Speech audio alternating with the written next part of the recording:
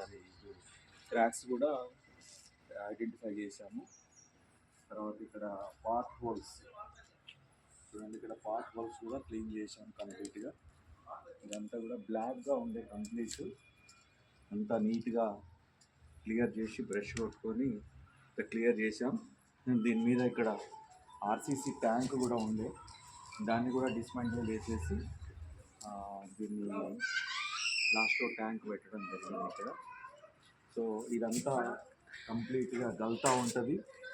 తర్వాత ఇదంతా ఫినిషింగ్ చేసి పియూ సీలెంట్ పెడతాం కంప్లీట్గా గ్యాప్స్లలో.